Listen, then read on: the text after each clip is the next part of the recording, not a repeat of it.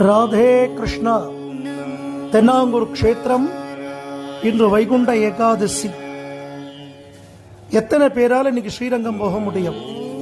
நமது பாண்டுரங்க சுவாமி திருப்பாறு கடல் மேல ஆதிசேஷன் பரியங்கம் நாபிக் கமலத்தில் பிரம்மாவோடு சங்கு சக்கரங்களோடு புது பட்டு வஸ்திரங்கள் கட்டிண்டு விசேஷ ஆபரணங்கள் பூத்திண்டு நெற்றியில திருமண் காப்பு சாத்திண்டு அனந்த சயன திருக்கோலம் எம்பெருமானுடையது.